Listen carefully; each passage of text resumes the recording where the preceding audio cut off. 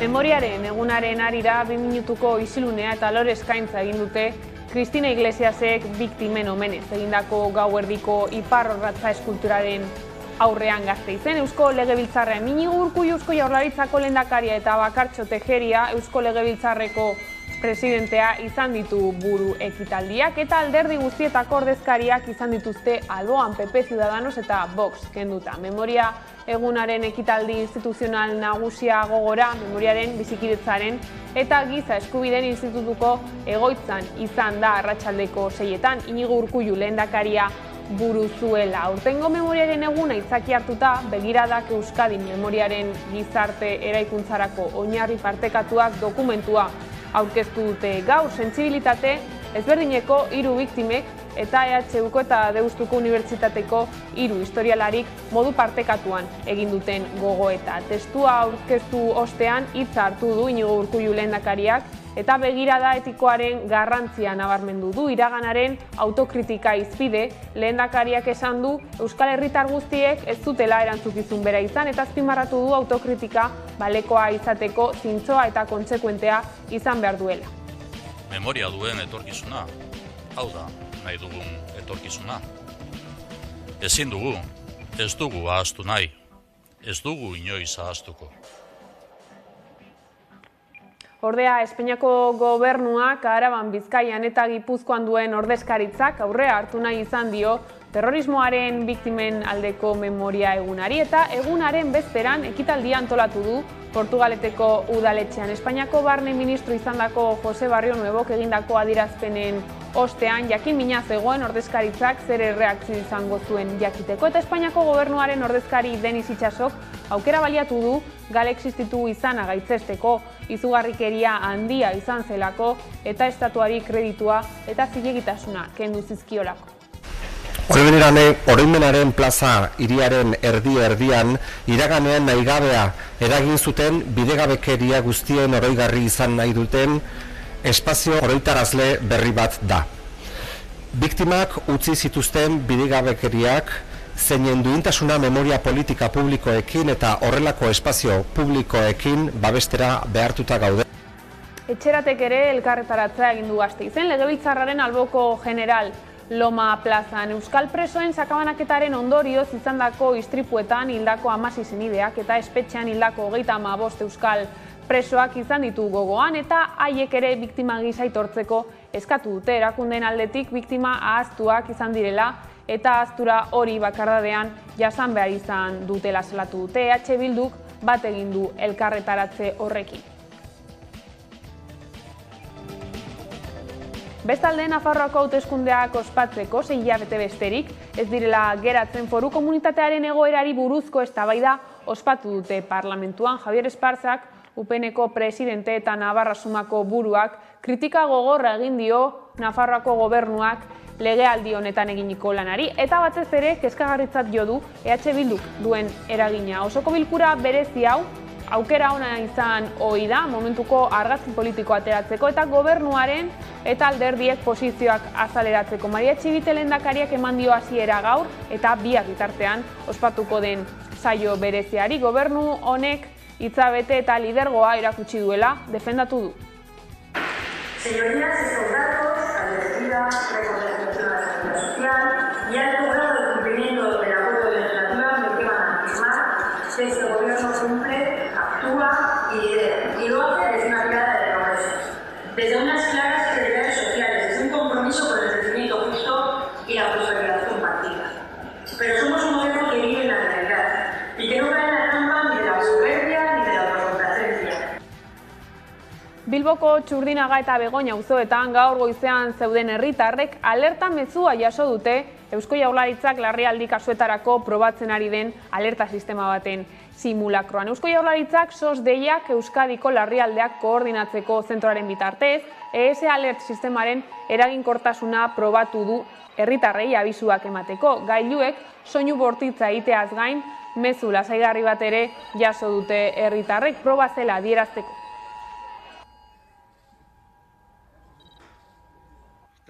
Eta lur jauzi ikusgarria gertatu da Errioxaren eta Nafarroaren arteko mugan. Mendabia aurreko haitz batzuetan izan da Alkandre herriko trenbide ondoan. Leherketa kontrolatua izan nahi zuen trenbide azpiegituraren mantentzelanen barruan, horretarako arkaitzaren zati bat eraitsi nahi zen, baina handik segundo gutxira ondoko beste mole bat erori da.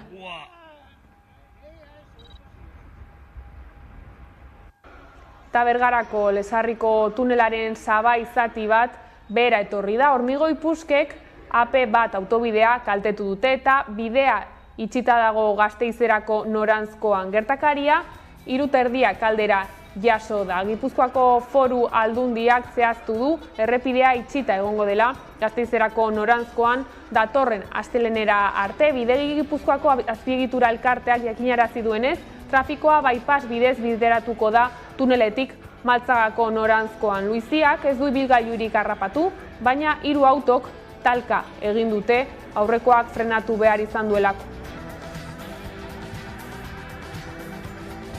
Gaiz aldatuta 2021 Euskal Herrian 103.000 pertsona gehiago zeuden pobretza arriskuan 2008an baino, 144 gehiago. Gainera, bilakaera goranzkoa da eta joera estrukturala dela ohartarazi du Euskal Herriko eskubide sozialen kartak. Lan, pentsio, bizitza eta zerbitzu publiko duinen alde eta aberastasunaren banaketa justua eskatzeko mobilizazio dinamika abiatu zuen kartak eta orain aldarri horri helduta azaroaren 19an Hego Euskal Herriko hiriburuetan protesta egingo du plataformak. Goiz honetan gainera elkarretaratzeak egin ditu Bilbon eta Iruñean aldarria zabaldu asmoz.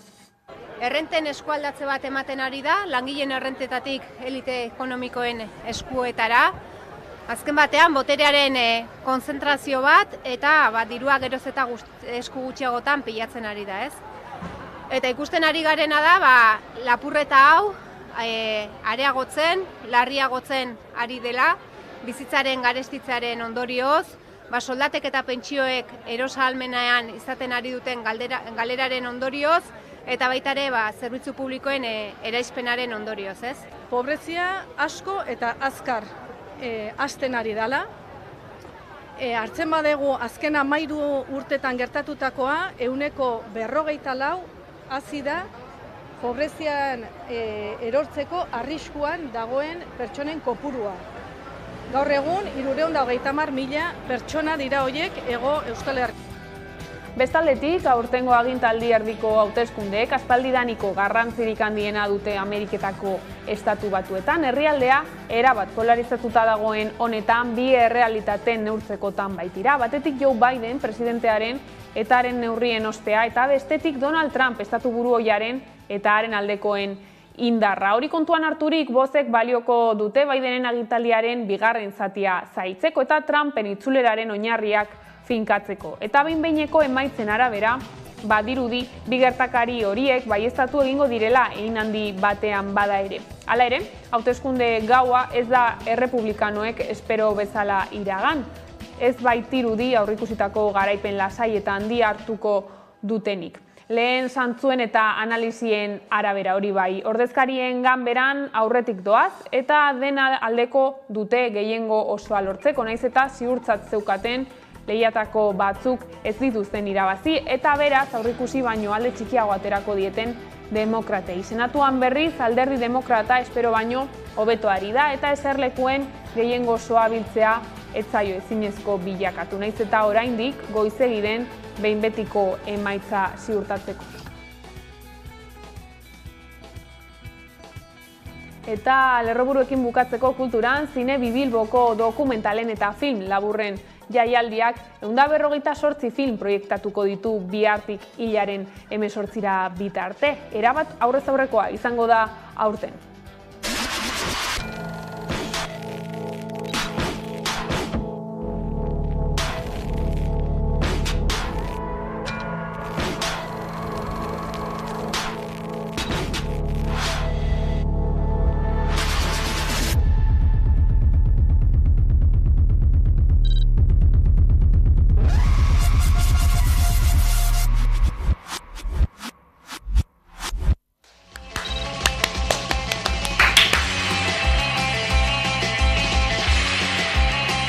I would have come also without this award. Okay.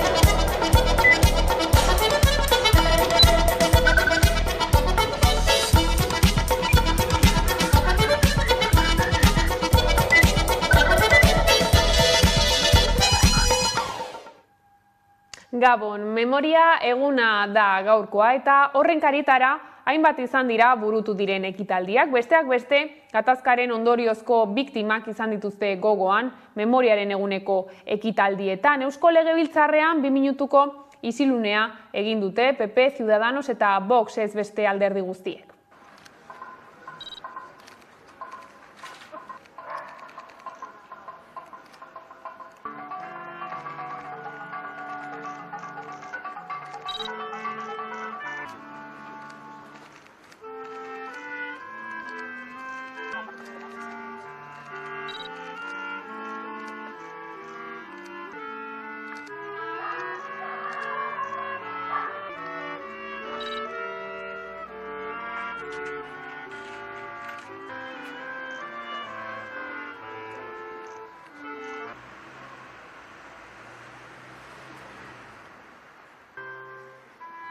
Memoriaren egunaren atarian, Jose Barrionuevo barne ministro ohiak El País egunkariari eskainitako elkarrizketak sortutako polemika izan da nagusi. Izan ere, Espainiako gobernuak Araban, Bizkaian eta Gipuzkoan duen ordezkaritzak aurrea hartu nahi izan dio terrorismoaren biktimen aldeko memoria egunari eta egunaren bezperan ekitaldi antolatu du Portugaleteko udaletxean. Hor, gal, existitu izana gaitzetsi du. Bada goiz honetan, Gorka Urtaran Gasteizko alkateak eta Denis Itsasok memoriaren plaza inauguratu dute Gasteizen. Postetxearen eta terrorismoaren biktimen oroimenezko zentroaren atarian kokatuta dago. Hala ere, gaurkoan Itsasok ez du Barrionuevoren adierazpenen inguruko adierazpenik egin eta eskaini duen hitzaldian plazaren simbolismoaz eta esanahiaz aritu da soilik. Urtaranek ordea Barrionuevoren hitzez esan du inpunitatea gogor zigortu behar dela. Memoria egunaren testu inguruan Gasteizko udalak memoriaren plaza inauguratu du. Postetxearen eta terrorismoaren biktimen oroimenezko zentroaren aurrean hain zuzen ere. Bertan zenbait alderdiko kideak izan dira, Gasteizko alkatea eta Denis Itsaso, Espainiako gobernuaren ordezkaria. Itsasok nabarmendu du plaza honen simbolismoa eta esanahia. Oroimenaren plaza hiriaren erdi-erdian, iraganean nahigabea eragin zuten bidegabekeria guztien oroigarri izan nahi duten espazio oroitarazle berri bat da. Biktimak utzi zituzten bidegabekeriak zeinen duintasuna memoria politika publikoekin eta horrelako espazio publikoekin babestera behartuta gaude. Memoria egunaren atarian, Jose Barrionuevo barne ministro ohiak El País egunkariari eskainitako elkarrizketak sortutako polemika izan da nagusi. Denis Itsasok asteazkenean adierazpen horiei erantzun zien, Portugaleten antolatutako ekitaldi batean. Itsasok galen existentziak gaitzetsi du, eta estatuari zinezgarritasuna eta legitimitatea kendu zizkiola adierazi zuen. Era berean, Gorka Urtaranek memoriaren plazaren inaugurazioan azpimarratu du inpunitatea gogor zigortu behar dugula. Oso harrigarria da eta deigarria da, beraz, politiko ohi batek aldarrikatu nahi izatea bere erantzukizuna edo bere protagonismoa estatuko gertaerarik zikinenean. Eta hori egiten du inpunitateari esker. Impunitateak min handia egiten die biktimei. Eta beraz, impunitatearekin bukatu behar dugu. Enparantza hau topagune eta erakusketak biltzeko gunea izango da.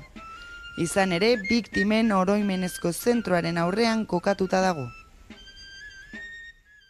Etxeratek ere elkarretaratzea egin du, kartzelan hildako 35 euskal presoak eta sakabanaketak eragindako istripuen ondorioz, hildako 16 senideak ere biktima gisa aitor ditzatela eskatzeko.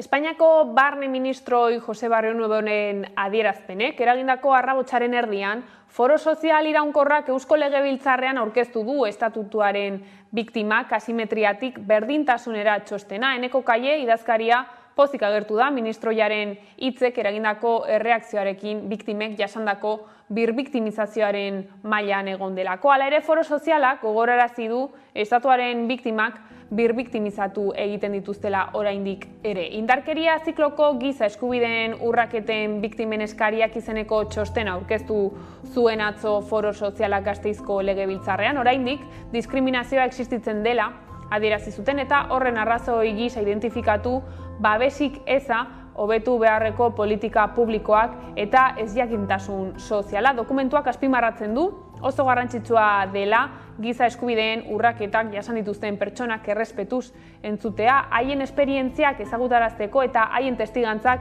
gizarteari helarazteko. Horrekin batera, gertatutakoa belaunaldi berriei transmititzearen garrantzia nabarmentzen da txostenean, topaketen, hitzaldien edo film edota dokumentalen ekoizpenaren bidez.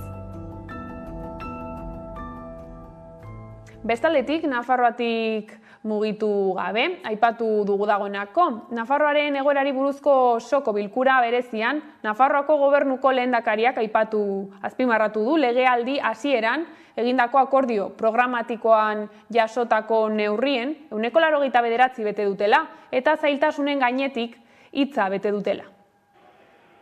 Nafarroako hauteskundeak ospatzeko 6 hilabete besterik ez direla falta, foru komunitatearen egoerari buruzko eztabaida ospatu da parlamentuan. Maria Txibite lehendakariak eman dio hasiera ostegun eta ostiral bitartean aurrera eramango den saio bereziari. Señorías, estos datos, advertida, reconstrucción de la seguridad social y alto grado de cumplimiento del acuerdo legislativo me llevan a afirmar que este gobierno cumple, actúa y lidera, y lo hace desde una mirada de progreso, desde unas claras prioridades sociales, desde un compromiso con el crecimiento justo y la prosperidad compartida. Pero somos un gobierno que vive en la realidad y que no cae en la trampa ni de la soberbia ni de la autocomplacencia. Osoko bilkura berezi hau aukera ona izan ohi da momentuko argazki politiko ateratzeko eta gobernuaren eta alderdien posizioak azaleratzeko. Ekarri duen horretatik guztiatik harro gaudela ere bai egin den lanaz, izan ere positiboki eta oso zentzu aurrerakoian lana egin baita. Oposizioak aldiz bestelako iritzia du legegintzaldi honetan gobernu taldeak aurrera eramandako lanarekin. Desde luego constatar que no hay un gobierno que desde luego tenga un plan para esta comunidad y por lo tanto eso es lo peor que puede tener una comunidad, un desgobierno que es lo que tenemos en la comunidad foral de Navarra.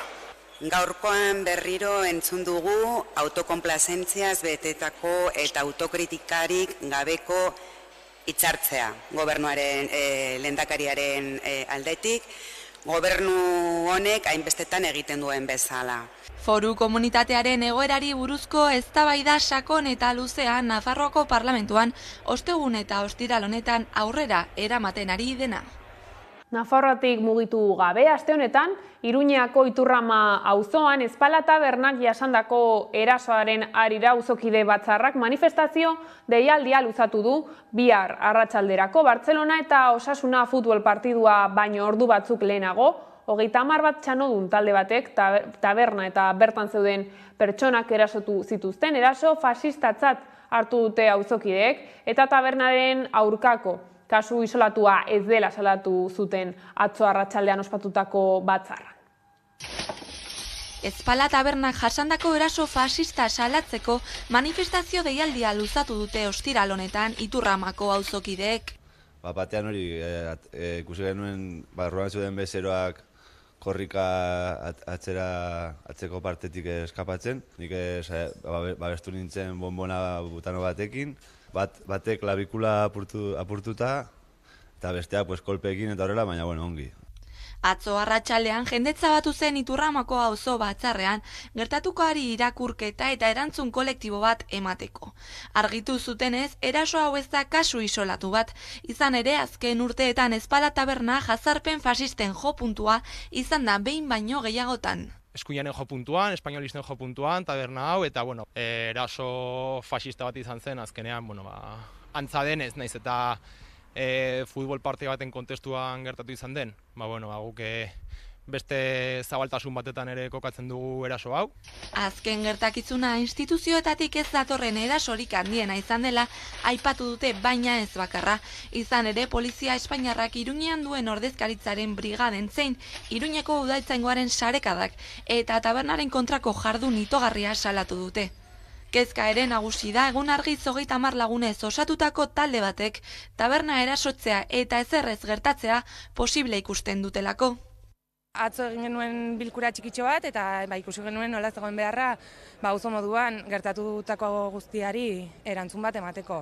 Eta orokorrean ezpalak pairatzen ari duen fasismo kontinuari, erantzun bat emateko orduan egin genuen auzo deialdia.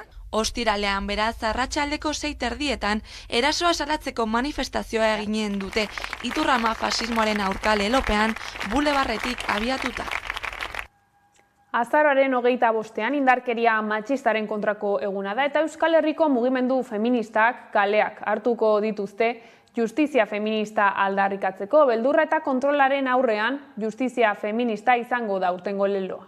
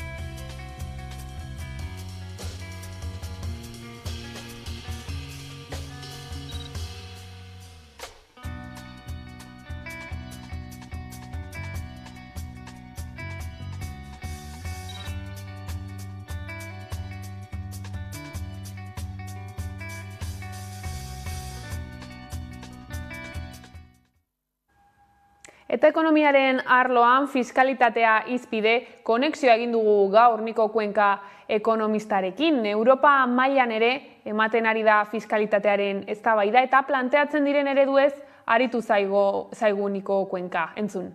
Euskal Autonomia Erkidegoko aurrekontu proiektua aurkeztuta, inoizko handiena bezala aurkeztu da, 400 milioiko langa hori gaindituta, baina zein irakurketa egin daiteke? Azken batean, garai honetan aurrekontuen garaia da Jaurlaritzak aurkeztu dau, zure kontxa izaldu zuen, Nafarroko gobernuak ere aurkeztu dau, Espainia mailan, estatu mailan Espainiako gobernuak ere aurkeztu ditu. Denok esango nuke zentzu berean edo hildo berean doazela, azken batean denok iragartzen duten hazkundea aurreko 2022ko kontuekin konparatuta antzerakoa da. Eusko Jaurlaritzak aurkeztu duen aurrekontu proposamen horrek 8,7ko gehikuntza dakar, Nafarroko gobernuarena 9,9koa, Espainiako gobernuarena 10,7koa.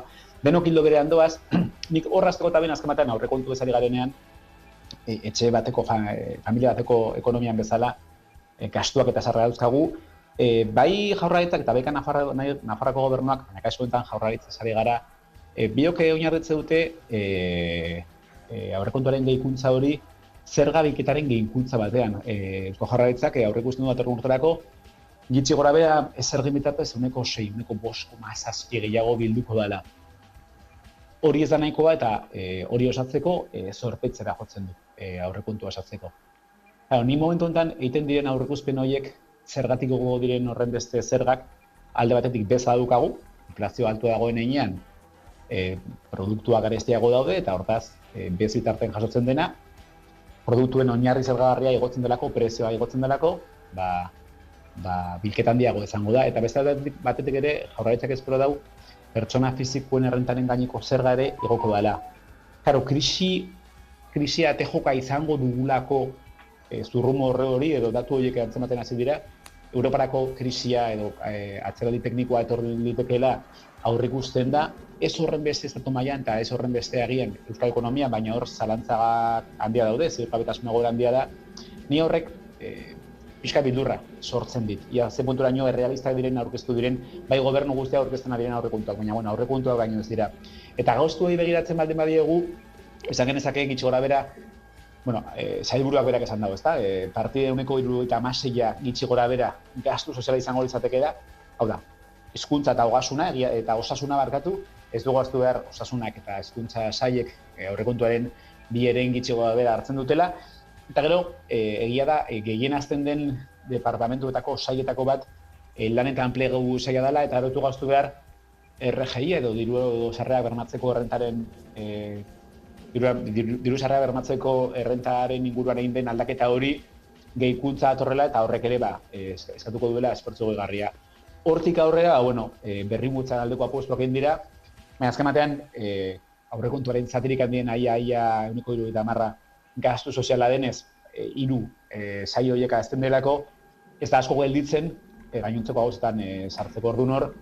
Ni beti esaten dut, ez da aurrekontua sare garenean, jakin behar dugu nondik ere espero den dirua jasotzea, eta hor zalantzak egon daitezke, eta sorpetzera jotzen du, eta zertarako gastatuko da, eta hor egia da, bileren edo 70% beto esan da, ja dagoeneko bi sail horiek, hezkuntza eta osasunak eskatzen dutela, gehi enplegu eta lan saila RGIaren inguruan egin diren aldaketagatik, ez da asko gelditzen mugitzeko. Beraz, zalantza ia oinarria, aurrekontu horretako oinarria beteko den ala ez. Aipatu duzu ez, nondik datorren aurrekontuen diru hori, alde batetik zergen bitartez, eta bestetik zorpetzea ere. Fiskalitatea hain zuzen ere jarri dute mai gainean alderdi politiko batzuek, ez fiskalitatean eragitea, aldaketak egotea, sakonekoak izango liratekenak, progresiboak ere. Europa mailaren ematen ari den eztabaida. Aurrekontu testu inguruan, dena aipatu dugu azpiazuk ez duela hori bermatu nahi, argi berderik ez diola eman horri, zein bi eredu daude mai gainean orduan? Kontua da, hori gara Eusko Jaurlaritzaren aurrekontu ez, baina eskerri honetan fiskalitatea zergak azken batean foru ogasunen menpe daude.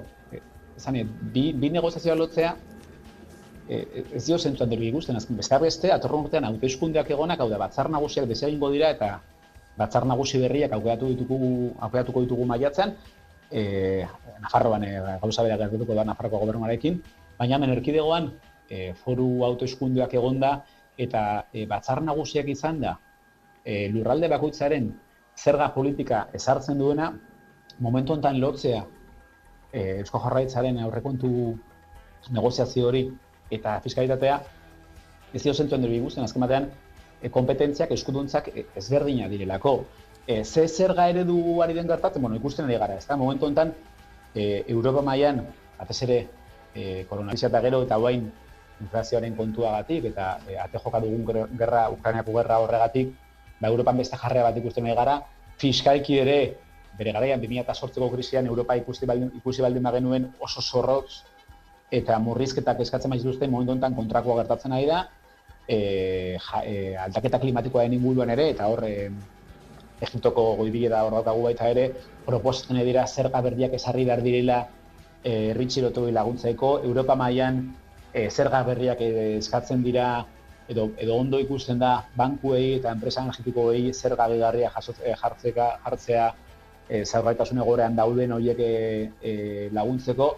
Nik uste bai dagoela eredu aldaketa bat, eredu neoliberal gogor batetik ematen du pixkat bigundu dala jarrera hori eta ikuspegi sozialagoa zabaltzen nahi dela.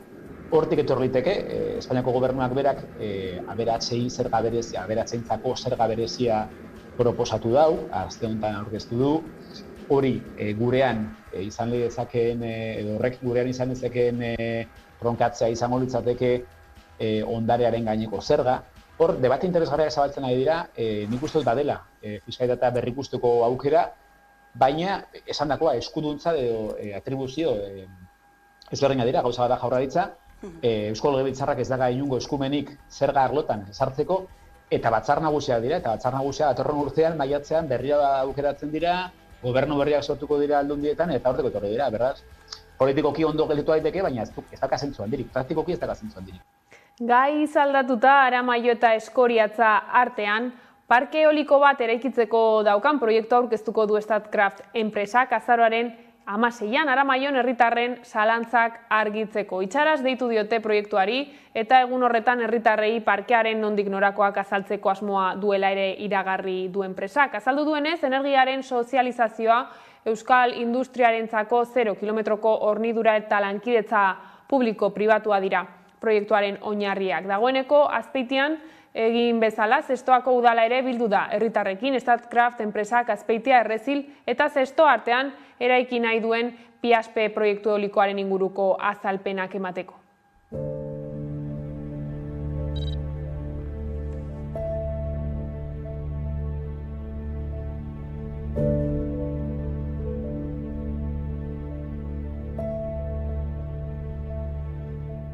Aztertzeko prest gaude, hori hasiera-hasieratik esan dugu, eta baina ere horrela gaude, ardura posizio batetik, udal bezala.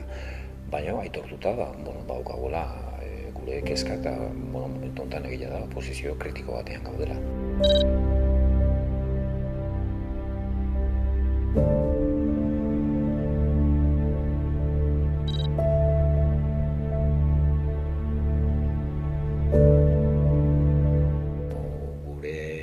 Azterketan arabera ezinezkoa da, bide hori erabat egokitu, aldatu lur mugimendu handirik egin gabe eta sarrerako eremu urbanistikoan ere aldatu gabe, hortik ezin da tamaina hortako ibilgailurik pasa.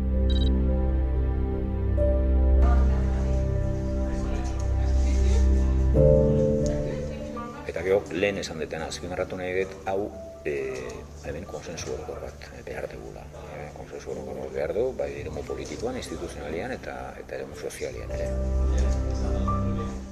Bestaletik, azaroaren 27 manifestaziora deitu du Gurasosek, beste hainbat eragileren babesarekin Zubietako erraustegia ixteko eskatu eta kontrol demokratiko zorrotza aldarrikatuz. Donostiako Kursaletik hasiko da eguerdiko 12etan, orain bai gelditu elkarrizketa konponbidea lelopean.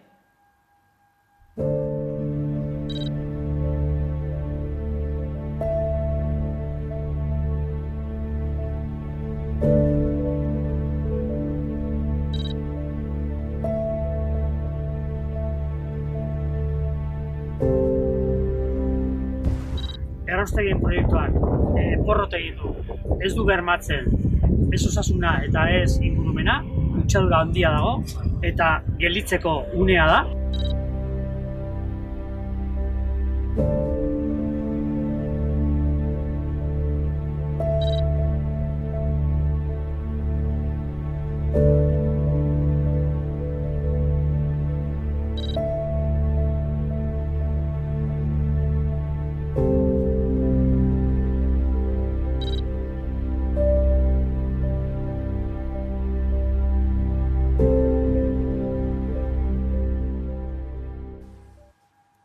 Inigo Ansola energiaren Euskal Erakundeko zuzendari nagusia elkarrizketatu dugu gaurkoan Hamaika Telebistan. Bere esanetan, energia gutxiago kontsumitzen ari da etxebizitzetan eta industrietan gasaren kontsumoa jaitsi egin dela esan du, baina energia hidrauliko gutxi dagoenez, argindar asko sortzen da gasaren erabilerarekin eta hor esan du gorakada egon dela. Nabarmendu du horrez gain, nahiago dutela Europar Batasunak zergen inguruan egindako proposamena. Gainen, gauza bada, erakunde publiko batek proiektuek bultzatzie, hori ondo dau, oso baikorra da gainera, baina energia sistema bat dau eta merkatu bat dau. Bai publiko izen, zein pribatu izen proiektuek bultzatze itxunek, merkatu baten barruan jokatzen dau. Merkatu horren arauek aldatzen espadia, bardin izango da publiko ezein pribatu izan, ez da? Argi dauena da, etekinek baldin badauz, diru etekinek badauz, diru hori erakunde publiko bada, erakunde publikoetara bueltauko da, eta hor, herritxardanok izango gara onuradun, ez? Eta erakunde pribatuetan badau, pribatu horren bazkidien gana jungo da, hori etekine, hori edo zeinedak izen kontu bada. Ansolaren esanetan kolaborazio publiko-pribatua behar da, eta bertako industriaren eta herritarren onurarako izan behar da sortzen den energia, entzun. Beti siniztu izan dugu kolaborazio publiko-pribatuan, bere fruitu oso onak emote itxuleko. Baina horrek, esan daigun da, nik uste zure galderia hortik doila, ez da, gauza bada, proiektu ez zelan burutzen dan, eta publiko-pribatue izetiek, nahi dago esan, baitxebe, norbanako epe parte hartu aldo gule pribatu lez. Eta baitxebe, industriak parte hartu leikela, kontsumitzen dagoen industriak parte hartu leikela, edo zelan ez, oin arte asko ezagutu dan eredue, energetikak eurekoe parte hartzi. Ez da, kontu neuki bida, muskulu bat bidala proiektu honek bultzatzeko. Guk oso argi daukeune da, hemen, eitzen dugu zen proiektuek, eta proiektu handixek bidoguz, oso kontsumitzaile handixe gara, energiaren kontsumitzaile handixe gara, energia asko bidogu, bai gure industriarako eta bai gure sistemarako, gure etxe bizitzetarako bai. Proposatzen eta bultzatzen dugu zen proiektuetan, pribatuek egon zeinez, argi daukagune da, bertoko industria eta bertoko herritxarren onurarako izen bidala sortzen den energia hori. Lehen esan doitxuten erizpide gaitxikaz, eta bai badaukagun erronkie da, eta eztabaida zabal bat emoten da bil, oso eztabaida aberazgarrixe gainera, zelan parte hartu gehinken herritxarrok proiektu horretan. Bai inbertzorelez eta segaitxikez, bai energia horren kontsumitzailelez. Baina argi itxi nahi dutena, guk parte hartzen dugun proiektuetan gure baldintza ezbairik bako baldintzie, beti da, berton egongo dien proiektuek, bertoko kontsumo preminak asetzeko izen bidabe. Statkraft enpresak aurkeztutako proiektuei buruz galdetuta adierazi du proiektu guztiak ongi etorriak izango direla energia kontsumo handia dagoelako Araban, Bizkaian eta Gipuzkoan baldintza guztiak betetzen baldin badituzte beti ere. Emon hona gainera eta proiektuak zehazten junala baztertzen jungo gara. Beste proiektu desbardin asko etorten jakuzen modure, eitzen dugune da, aztertu bida moduen, ikusi benetan onuragarritxe izen leiken edo ez, eta gero uni eta egoerie egokixe emoten bada, zalantza barik parte hartzea. Statkraft beste batzuk lez. Eztabaida handi bat sortu da momentu honetan, Statkraft enpresa publikoa dalako, baina enpresa publikoa da, kanpoko enpresa publikoa da, ona dator, argite garbi, euren estrategi planien eukiko itxu esan proiektuek burutzera, eta hor, Euskadin dauz momentu honetan proiektu bi, baina Espaini mailan beste proiektu batzu dugu ez, Europa mailan eta mundu mailan, ez da?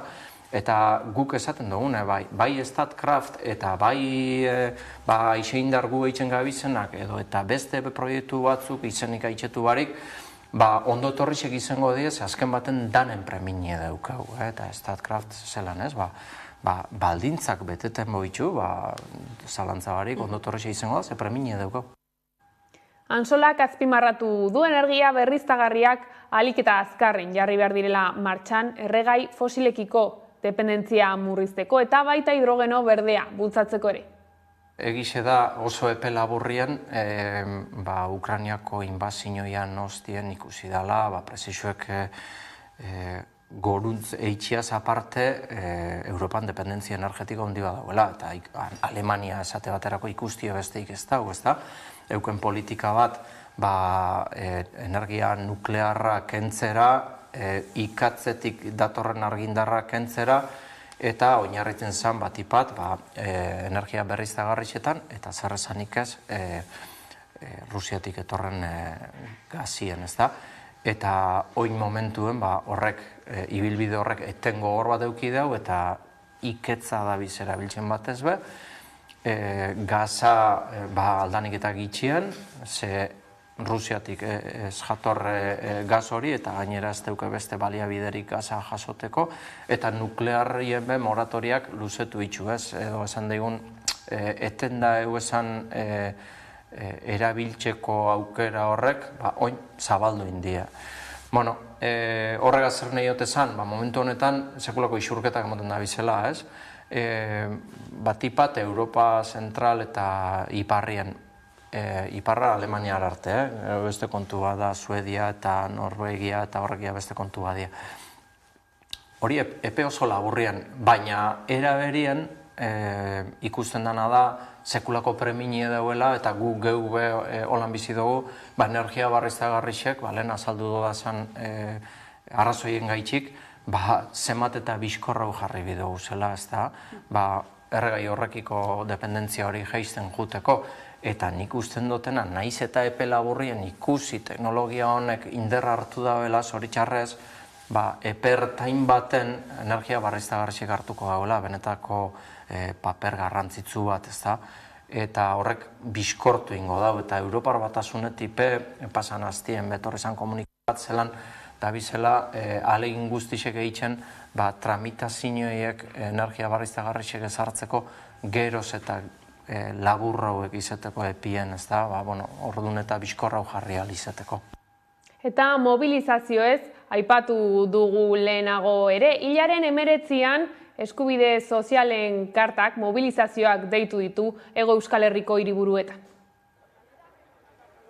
2021an Hego Euskal Herrian 103.000 pertsona baino gehiago zeuden pobretze arriskuan. 2008an baino 144 gehiago. Pobrezia asko eta azkar hasten ari dela.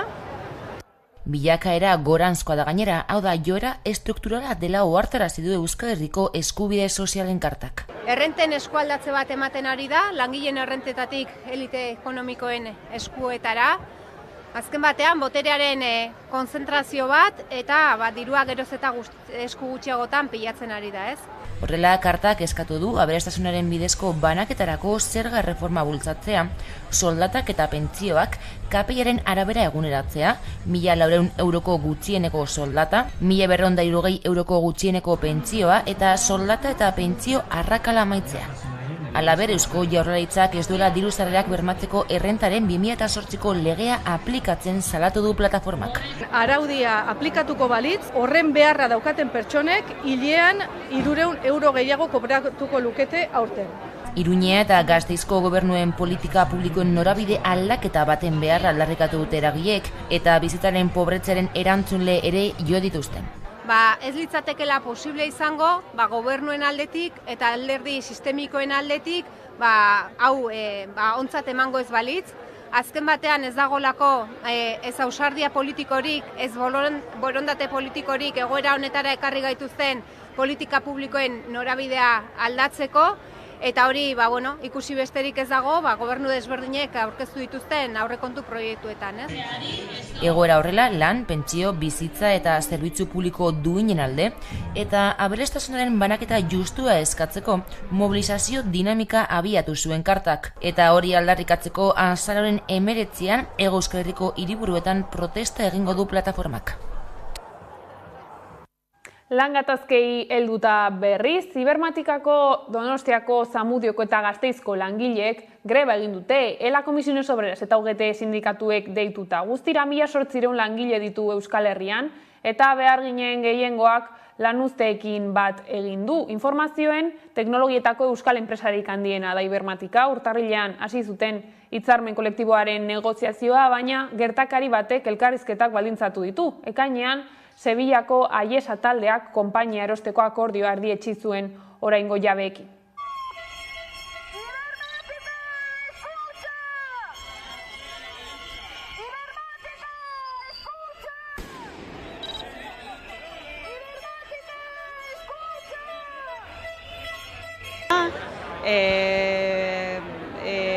Greba portzentaiak oso onak dira, badaude kliente batzuk, adibidez Eroski, Eusko Jaurlaritza edo Segurtasun Departamentuan iaia 100%, Iberdrolan 160%, eta beste kliente txikiagoetan oso jarraipen handia eduki du grebak. Orduan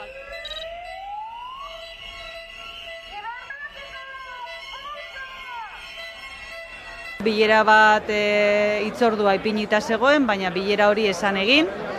Argi ikusten da, negoziazio kolektiboaren blokeoa dagoela, eta enpresak ez daukala inongo intentziorik negoziakete horretan aurrera egiteko. Ya nos dijeron eso, que ellos nos hacían una oferta de 4 años, pero solo salario para 2 de los años. Decidimos que esa oferta que no nos valía porque era un poco engañosa.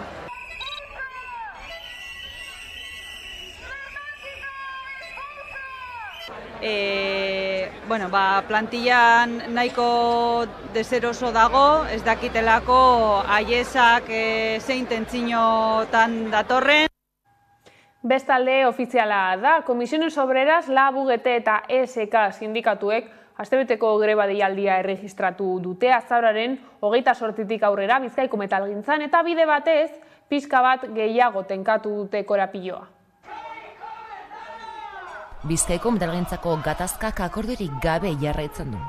FBMek soldata eguneraketari egindako aldaketak ez dira nahikoak izan sindikatuentzat. Hala plataformak iragarritako 5 eguneko grebaldiari eutzi dio. Patronalaren mugimendu ezaren aurrean, Bizkaiko metala berriz ere geldituko dugu. Bizkaiko metalgintzako sindikatuek elak ez beste grebara deituko dituzte sektoreko langileak eta lanuzte gehiago ez dituzte baztertzen gainera. Espero dugu FBMek aukera aprobetxatzea, baina 5 greba egun hauek eta gero FBMek jarraitzen badu bere jarrera berdinarekin argi dagoena gatazka gogortuko dela gehiago.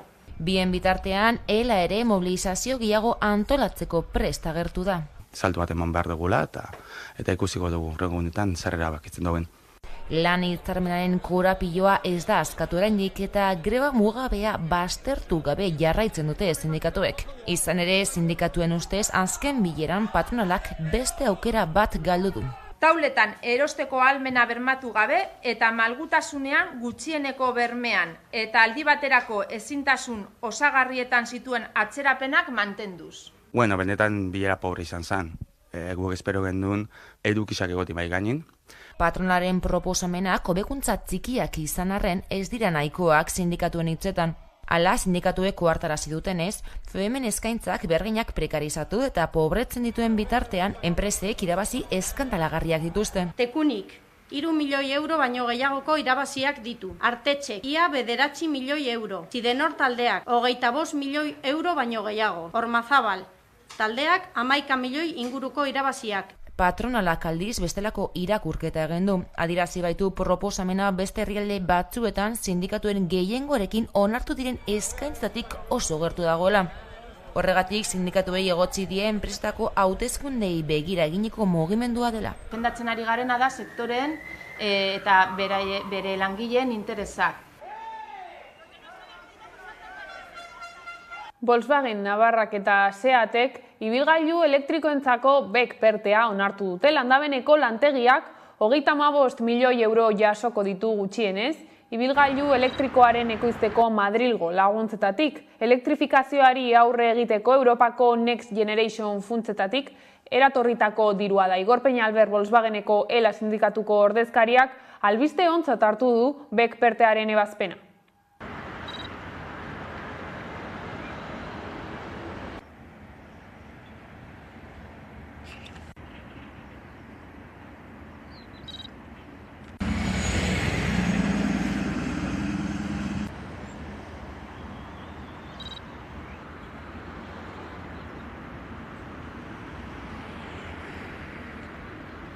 Balorazioa perteren inguruko diru honekin, etorri den bideratu den diru honekin, balorazio berez lasaitasuna ez da. Genekien ja egingo zutela elektrifikazioaren inguruko hori, genekien, uste genuen ez dagoela beste aukerarik, eta orduan honek ematen digu pixka bat lasaitasuna hasiko direlako eta onartu dutelako diru hori. Zaiguna gustatu izan da nola Volkswagenek gobernuari nola sartu dion presioa esan ez batetik ez dela diru pixka bat hor txantaje modu horretan, hori esan behar dugu ez zaigula bat ere gustatu eta beratzen da.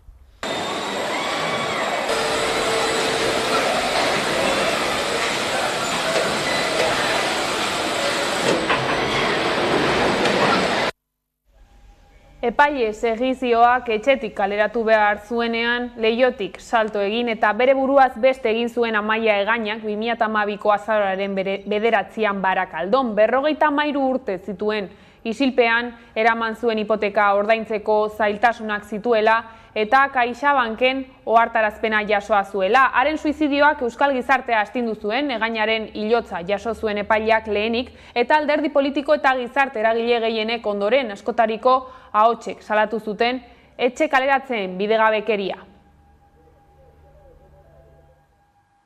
Eta kultura arlora jauzi munduan zehar ematen diren giza eskubideen urraketak ikustarazten dituen Ariak zinemaldiaren baitan Afrikaren inguruko eguna landuko dute urraketen aurrean antolatutako erresistentziei leku eginez, Indestructibles dokumentala proiektatuko dute Hernanin, kulturarteko plaza feministan.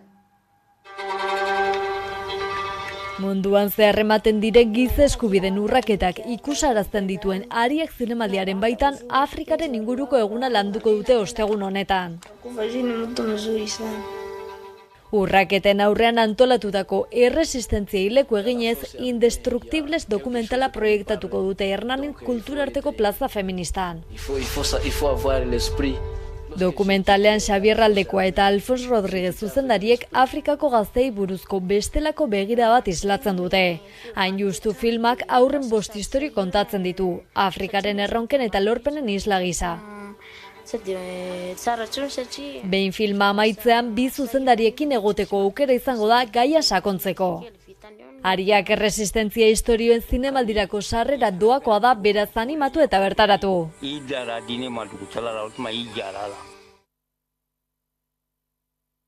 Eta gaurtik hilaren 13 egingo da Galdakaoko sormene jaialdia. Egun horietan amatasuna, sorkuntza, euskara eta transmisioa izango ditu ardatz. Euskara erdigunean, kulturaren sormen arloko egitasmo berritzaileen plaza da sormen. Emakumezko sortzaile euskaldunen lanak, nabarmentzea helburu duen antzerkia, bertsolaritza, literatura, ikuskizunak eta kontzertuek osatzen dute egitaraua.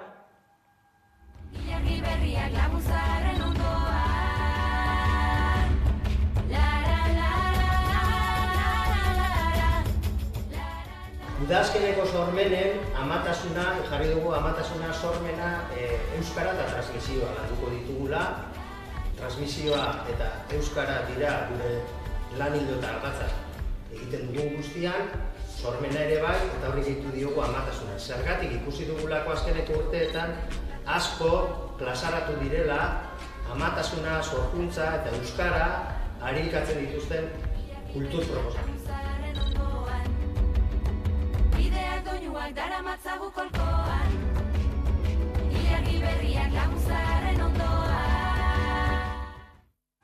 Plazak utziko ditu Beñat Lizaso bertsolariak, bertsolari aldizkariak egiten duen makarrizketak podcasteko 2. ataleko protagonista izan da Azpeitiarra, eta eman du erabakiaren berri Lizasok iradoki du etenaldia ez dela izango behin-behinekoa.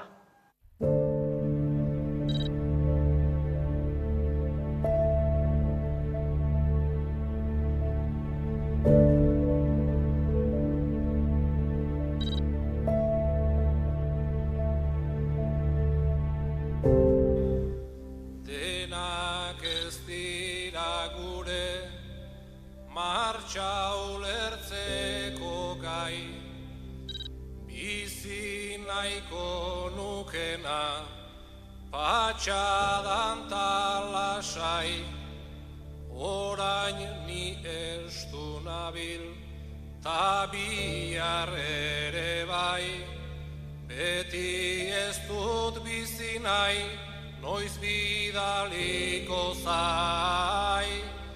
Beti ez dut bizi nahi, noiz bidaliko zai. Eta gaurko musika zuzenean saioan, Guda Dantza taldea ezagutuko dugu sakonago. Horretarako, Koldo Tamendi aurkezlearekin egin dugu elkarrizketa eguerdiko magazinean, entzun. Beno, gaurko protagonista Guda Dantza taldea izango da. Nolako taldea da? Halaxe da, Guda Dantza taldeak, Bilbotik, 10 urte bete dituzte musika errepidean, eta bide horretan aipatu daiteke talde garapen handia izan duela musikalki, hastapenetatik gaur egun jorratzen duen musikara, ez? Beste talde asko bezala eskarrok eremuan hasi zuen bere musika bidea, eta gaur egun esan daiteke beste ritmoak lantzen dituela, funkia hor dago, musika beltza hor dago, elektronika ikutuak hor daude, eta beti ere, zerako sustrai hori edo galdu gabe. Beraz, bilakaera bat izan duen taldea, disko berria gainera eskuartean, esangabekoak titulua daramana, zer esango zenuke honi buruz?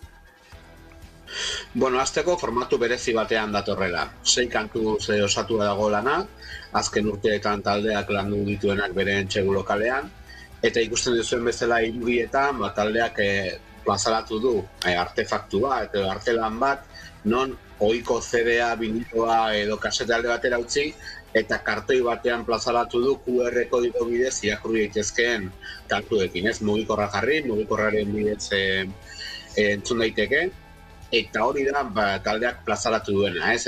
Asko dira, geroz eta gehiago soporte fisikoa ja ez dutela erabiltzen, sarean kantuak badaude Spotify, YouTube eta beste plataformetan, eta geroz eta gutxiago saltzen den CD-a, desartzen ari da leku askotatik, eta Guda Dantza taldeak hori erabaki du, ez?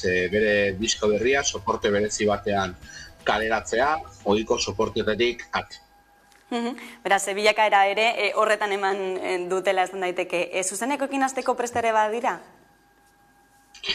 Bai, taldearen lehenengo emanaldia aro berri honetan, Bilboko Kafe Antzokian eskaini zuten duela hilabete, Amama taldearekin batera, bertan batu zituzten beraien zaletuak eta hortik aurrera taldeak zuzeneko emanaldiak jone ditu. Normalki hori da musika taldearen ziklo naturala, ez? Entsegu lokalean kantuak sortu, estudiora eraman eta grabatu, eta behin diskoa kalean, balik eta zuzeneko gehiago eskaintzea, ez? Eta Guda Dantza taldea ere, orbita horretan dago, koordenada horretan dator zuzenekoak izatea mendik horrela taldearen jomuga nagusi. Eta eguneko berriekin bukatzeko, kiroletan, Behobia Donostia lasterketa egingo da igande honetan. Ia 30.000 lagunek eman dute izena, emakumeen inoizko parte hartzerik handienarekin.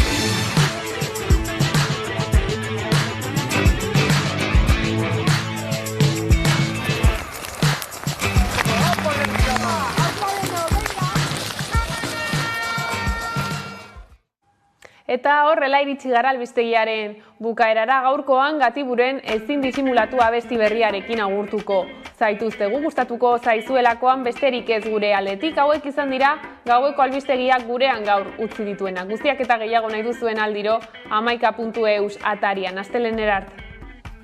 Urte pare bat ez garela gegoten, udaberrixe izoztu zanetik, beste batega zauzela babakik, dani zure deiaren zain oraindik,